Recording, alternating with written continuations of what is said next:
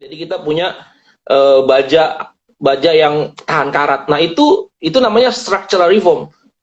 Nah, dampak dari itu apa? Sekarang kita menikmati, kita mengalami yang namanya current account surplus. Selain batu bara dan minyak CPO itu naik, kita juga punya iron and steel. Sehingga yang terjadi, term of trade kita sangat membaik. Nah, berarti kita bisa expect nih sampai dengan 2023 kita akan expect kita akan mengalami current account surplus. Nah, Oke. karena kita mengalami current account surplus, yang terjadi apa? Kita akan mendapatkan limpahan tambahan likuiditas dolar dari luar negeri. Oke. Jadi tambahan dari karena atau komoditi boom itu yang terjadi adalah apa? Pendapatan orang-orang kaya ini naik luar biasa. Mhm. Ya, pendapatan orang kaya ini naik luar biasa dan pendapatan pajak pemerintah naik luar biasa. Akibat komoditi boom itu penerimaan pajak pemerintah itu naik 500 triliun. Jadi year on year basis biasanya pertumbuhan pajak itu cuma tumbuh 15%, paling top 15%.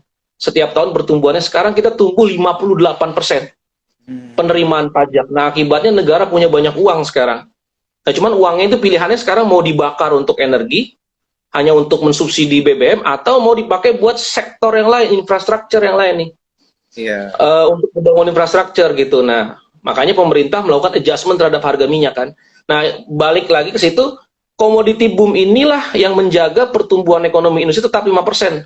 Mhm. Walaupun tingkat suku bunga naik 100 basis, rupiah melemah dari 14.300 ke 14.800, inflasi naik dari 3% ke 7%. Walaupun itu semua mengalami kenaikan, tapi komoditi boom, dampak komoditi boom jauh lebih besar daripada dampak kenaikan tingkat suku bunga dibandingkan pelemahan rupiah dibandingkan kenaikan inflasi.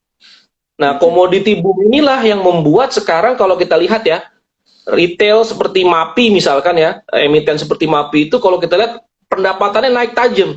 Iya, iya, iya. Karena MAPI itu kan retail untuk mid to high. Saya udah predik bahwa retail yang mid to high atau barang-barang consumer yang segmen marketnya itu untuk kalangan kelas menengah dan atas itu pasti pendapatannya akan naik. Iya. Penjualannya akan naik. Kenapa? Karena yang sangat sensitif pendapatan masyarakat yang naik tinggi karena komoditas boom itu adalah pendapatan kelas menengah dan atas. Mhm. Contohnya pemilik-pemilik tambang kan pasti kelas atas. Mhm. Ketika harga batu baranya boom, pendapatannya akan naik tinggi. Makanya pasti mereka belinya bukan hanya makanan kan. Kalau kelas menengah atas, dia belinya pasti durable goods. Rumah, mobil, motor. Makanya kalau kita lihat penjualannya Astra, otomotifnya bagus. Iya, Jadi betul. kalau kita percaya komoditi boom ini akan long last sampai dengan 2023, maka kita bisa tuh invest di perusahaan-perusahaan yang menjual durable goods atau barang tahan lama, seperti barang elektronik, mobil atau rumah, Mhm. mobil motor atau rumah. Ke segmen itu harusnya uang akan mengalir. Karena apa? Karena pasti kalau orang kaya pendapatannya naik tajam, dia nggak beli makanan, dia nggak makan jadi 10 kali kan sehari kan. Tetap makannya sama kan, cuman Iya. segmen Oh, barangnya akan yang dia konsumsi beda dengan yang kelas betul. menengah bawah. Wah, menarik sekali nih, Mas Mike, gila. Itu ada yang bilang thank you tuh katanya, thank you udah ngundang Om Ahmad katanya. Ya emang ini informasi yang diberikan oleh Mas Mike ini selalu yang daging punya ini. Tadi udah nyerempet-nyerempet ke sektoral juga ya. Awalnya perbankan, habis itu komoditas. Tadi Mas Mike sempat singgung bahwa ada juga mungkin efeknya nanti ke infrastruktur karena negara lagi banyak duit gitu ya.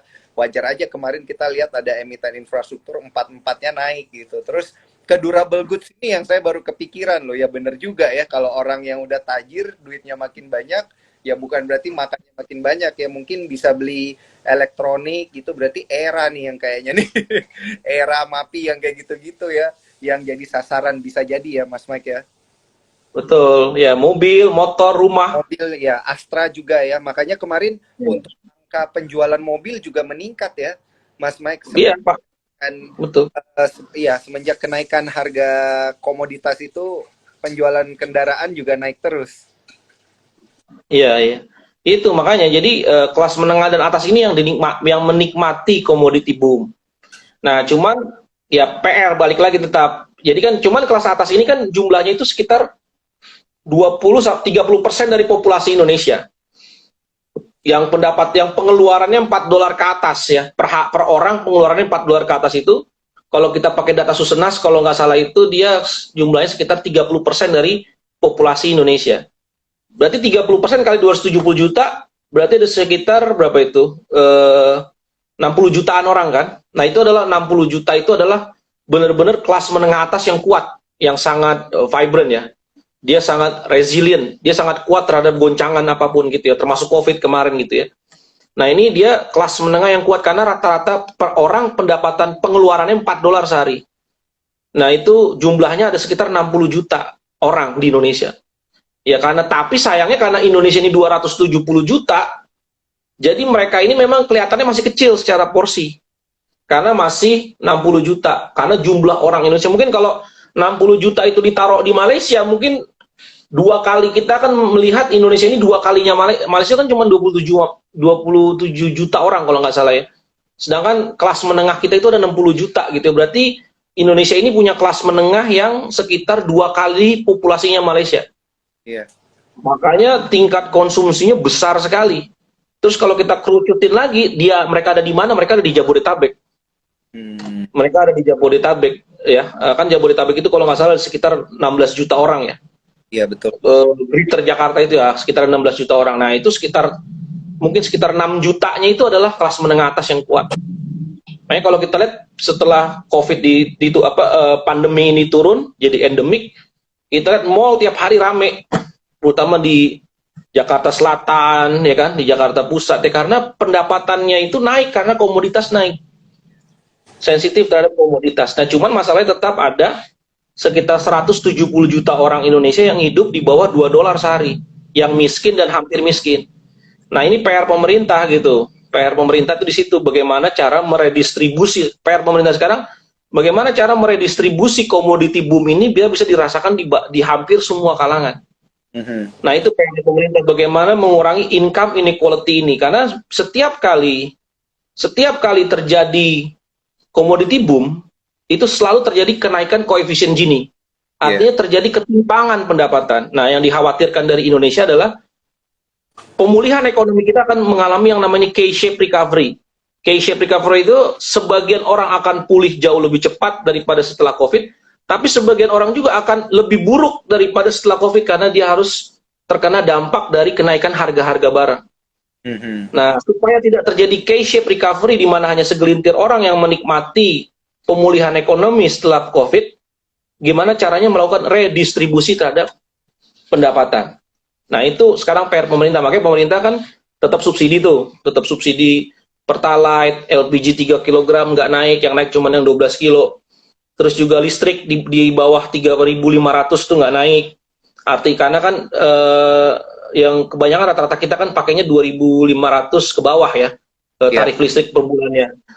Itu nggak naik. Terus juga LPG 3 kg Pertalite. Nah Pertalite ini baru pelan-pelan mau dinaikkan. Habis itu Pertamax cuma naik sekali, nah mau naik 2 kali. Nah jadi sekarang PR pemerintah bagaimana meredistribusi ini gitu. Apa kebijakan yang tepat tuh seperti apa untuk meredistribusi. Tapi so far kalau saya lihat memang sampai dengan akhir tahun yang kelas 40% terbawah ini dia akan tertekan ya. Terutama yang hampir miskin. Dia miskin enggak, tapi dia hampir miskin. Nah dia yang kebanyakan nanti enggak dapat banyak bantuan pemerintah. Kalau yang miskin kan, yang bottom 20%, ya yang sekitar 27 juta orang itu, mereka dapat banyak bantuan pemerintah. Ada namanya program Keluarga Harapan, ada yang namanya bantuan Raskin, ada yang namanya Bansos, ada yang namanya nanti mereka dapat BLT. Nanti kalau BBM naik ini kemungkinan akan ada BLT 300.000 untuk yang bottom 20%, ya 20% dari populasi yang paling bawah di Indonesia. Nah itu mereka akan dapat untuk membuffering domestic consumption mereka, konsumsi rumah tangga mereka. Nah itu cuman itu belum cukup menurut saya. Jadi memang perlu ada banyak redistribusi ya mungkin. Tapi memang benar pemerintah nggak bisa selamanya sampai tahun depan itu pemerintah burning money 500 triliun untuk energi subsidi. Itu juga nggak tepat kan. Kita nggak mau mengulangi kesalahan kita di beberapa puluh tahun yang lalu di mana subsidi energi itu hanya habis dipakai booming komoditas itu hanya habis dipakai untuk subsidi energi. Nah, salah satunya sih saya pikir harusnya sih ya sektor infrastruktur bagus tahun depan. Kenapa? Karena pemerintah punya banyak uang. Nah, uang ini bisa direalokasi untuk penyertaan modal negara. Yang saya dengar kan, yang saya baca, banyak sekarang BUMN-BUMN karya itu yang bakal dapat penyertaan modal negara ya. Yang satunya yang saya dengar ada Adikarya kan, dia mau dapat penyertaan negara. Nah, tinggal bagaimana sebenarnya masalahnya adalah bagaimana pemerintah itu memilah infrastruktur apa yang tepat yang dibangun dengan uang komoditi boom. Jangan sampai uang yang 500 triliun ini hasil komoditi boom ini diarahkan atau dialirkan ke infrastruktur yang nggak tepat. Kalau nggak tepat, infrastruktur yang nggak tepat itu adalah infrastruktur yang tidak menghasilkan multiplier effect yang besar. Kalau menurut saya kayak LRT itu multiplier effect-nya besar sekali ya. MRT ya mungkin harusnya pola kita akan pindah dari private transportations ke public transportation mode ya. Nah itu uang 500 triliun sangat cukup. Kalau kita lihat budgetnya LRT aja itu 50 triliun kalau nggak salah ya. Berarti dalam setahun kita tuh bisa bikin 50 LRT tuh. Kita bisa bikin 10 LRT tiap tahun tuh. Kalau yang 500T itu direalokasi buat infrastruktur. Tapi tadi jawabannya, kunci pemerintah sukses melakukan redistribusi pendapatan, kalau proyek-proyek yang dipilih pemerintah dari hasil komoditi boom ini tepat. Oke, menarik sekali ya. Ini kan saya juga pernah belajar sedikit tuh tentang kalau pembangunan infrastruktur pakai uang negara itu nanti bisa ngaruh ke ICOR ya kalau nggak salah ya, incremental capital ratio.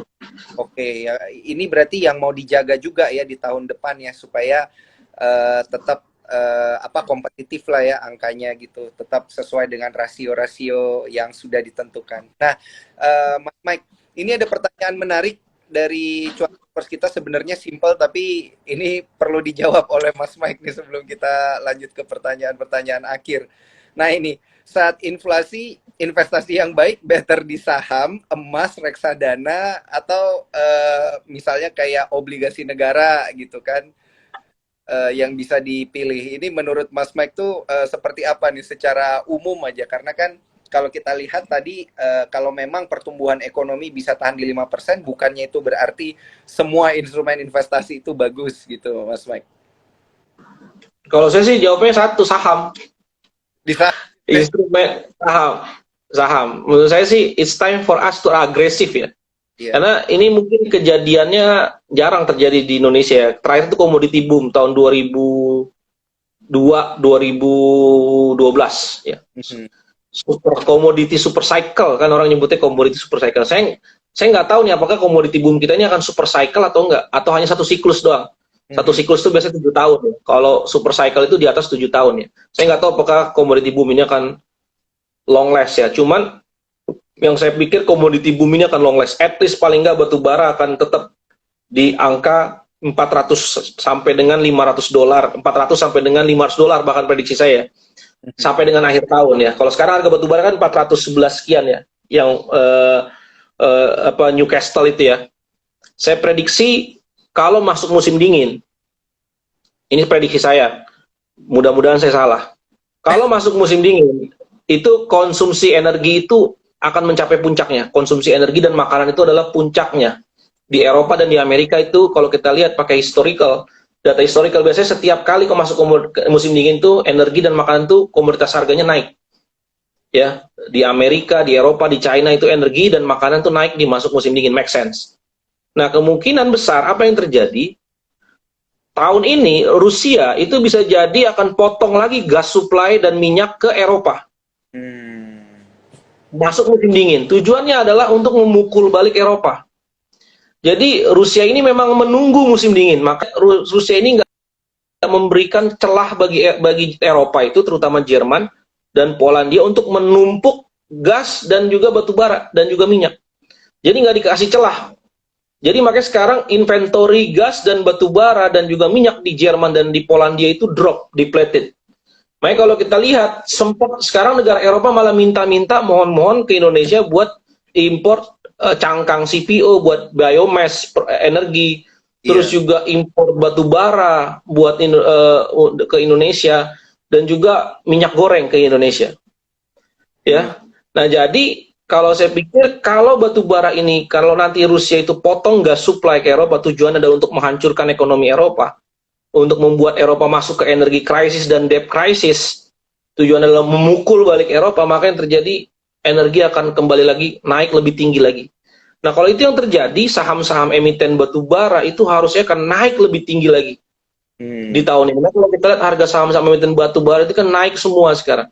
Iya. Ya, tinggal cari mana yang names-nya bagus, yang menurut call-nya Sukor itu yang bagus, ikutin aja call-nya, mungkin analis-analis Sukor ya, target price-nya di mana, kita lihat tinggal potential upside return-nya, pasti akan lebih tinggi daripada naruh di deposito, naruh di deposito atau naruh di pendapatan tetap lah. Return-nya pasti akan lebih tinggi. Wah, tapi resikonya tinggi, tapi saya lihat resikonya sekarang, potensial return-nya jauh lebih tinggi daripada resikonya. Kalau yang saya lihat sekarang itu potensial return-nya tadi harga komoditas akan naik lebih tinggi di musim dingin. Terus juga berarti pendapatan perusahaan-perusahaan itu akan naik lebih besar lagi. Inflasi akan tinggi. Nah, kalau kita inflasinya tahu tadi kita predik akan 7%, naruh di deposito dapat katakanlah bunga 2,75%, atau nari di obligasi pemerintah katakanlah cuma dapat 5%, kan real interest rate, real negative interest rate. Iya. Inflasi lebih tinggi daripada yield fixed income, pendapatan tetap. Jadi yang mungkin akan terjadi adalah kita akan switching ke equity yang paling tepat. Tinggal pilih names-nya yang bagus apa, yang perusahaannya fundamentalnya oke, Mantap.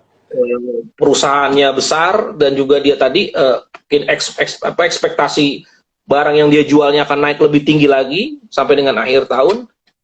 Saya rasa kita bisa sebut banyak nama sekarang sektornya tadi, komoditas, batu bara, CPO, perbankan, retail, terus kalau mau lebih horizon lebih panjang sampai dengan tahun 2023 tadi, durable goods ya, perusahaan-perusahaan yang menjual durable goods, barang tahan lama tadi seperti ya misalkan Astra kita bisa sebut, terus juga properti yang sekarang under value, mungkin tahun depan akan recovery bagus karena tadi orang-orang kaya duitnya makin banyak, bingung naruh di mana lagi, bisa jadi dia naruh hit di properti mungkin marketing salesnya akan naik lebih kencang lagi.